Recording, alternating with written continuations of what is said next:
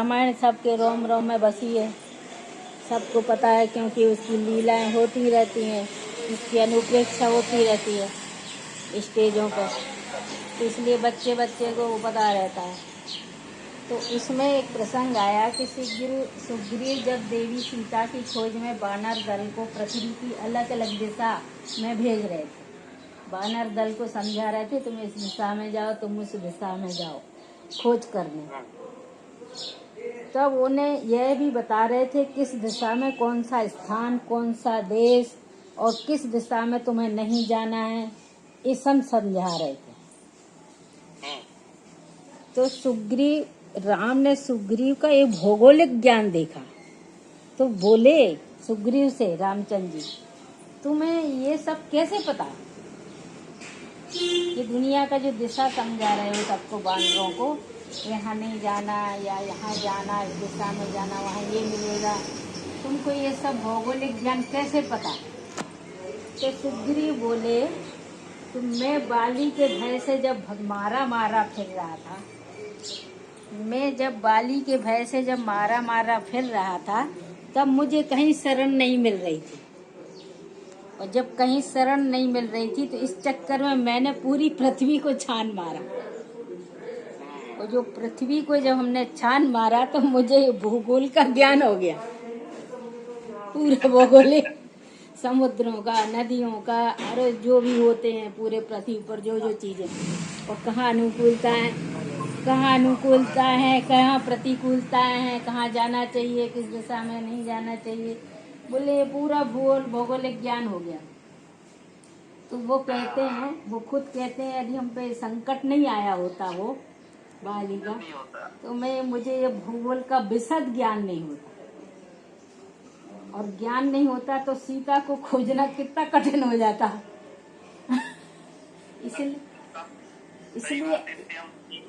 इसलिए इस हर संकट के समय ये समझना चाहिए कि जो संकट की हमारी परेशानियां आ रही हैं, वे हमारी सफलताओं की नींव बन रही है, उसमें जरूर कोई वरदान छुपा है, भले वो दीर्घ समय में आए सामने, परंतु उसमें ये हमारी नींव छुपी है सफलता की।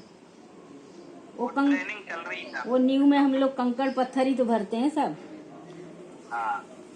तो वो जो नींव का जो कंकड़ पत्थर थे वो सब हमारी परेशानियां थी, परंतु वे नींव बन गई, और उसमें एक हमको हल निकल आया, सीता की खोज के लिए इतना बड़ा हमको ज्ञान बन गया। मतलब कहने का यही जो हम ऊपर कह आए हैं कि जितनी भी प्रतिकूल का एहसास भी तभी होता है। ओ हाँ, और बहुत खुशी भी तभी होती है, सहज कुछ मिल जाए तो उसकी कीमत नहीं समझ में आती। दुर्लभ जो चीज होती है वो मिल जाए तो बड़ी खुशी होती है, मुश्किलों से मिलती। कहते हैं तुम्हें ध्यान होगा, एक ज्ञान भी यदि मुश्किलों से जो मिलता है, अभी एक हम पढ़ रहे थे कहीं, उसका वो भी आया है, पूरा श्लोक है, हम पढ़ रहे थे, ध्यान नहीं आ रहा, कि जो परेशानियों से, प्रतिकूलता में जो ज्ञान प्राप्त किया गया है वो भूलता नहीं मौके पे आने पर, और सुख में जो ज्ञान मिला है वो विस्मृत भी हो जाता है। जो मुश्किल से कठिन से प्राप्त किया वो वज्र जैसा जम जाता।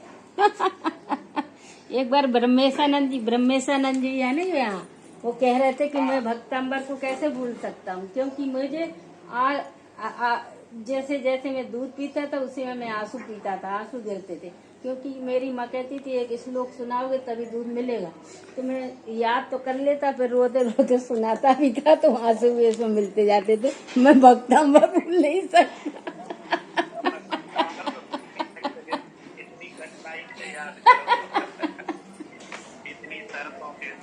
तो आज का बस इतना ही प्रवचन है। बहुत बढ़िया मम्मी, ऐसे ही रोज कुछ न कुछ सुना दिए। इसलिए कभी कोई परेशानी सामने आए तो उसको थोड़ा समय लगता है, पर फिर अच्छा उसमें एक संदेश भी रहता है सफलता का, और सब कुछ रहता है। ठीक है, एक हम सुना दे रहे हैं, हमने अभी पढ़ा ना, हम जीवन दर चरित पढ़ गया। हाँ, समझ गए।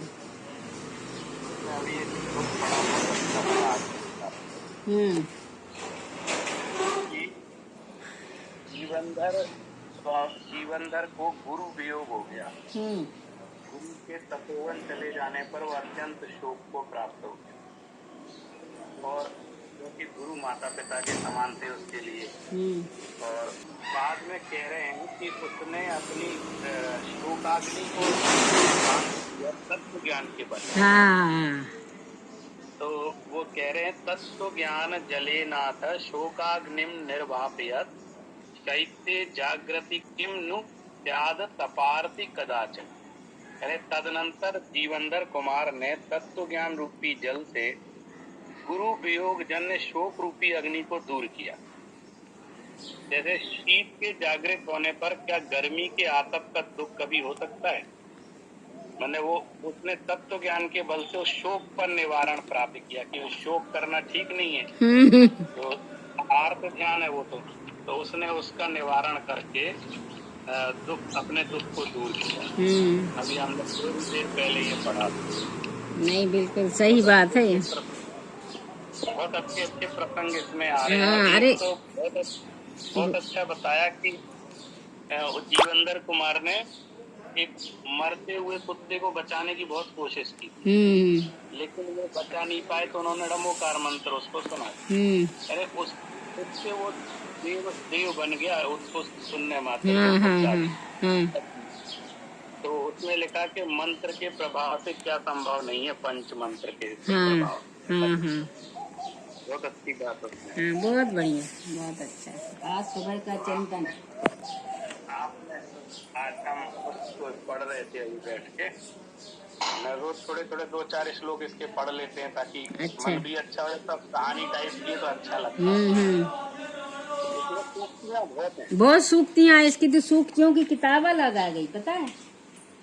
अच्छा। हाँ, सूक्तियों को लेके इसकी एक किताब छपी है। अच्छा।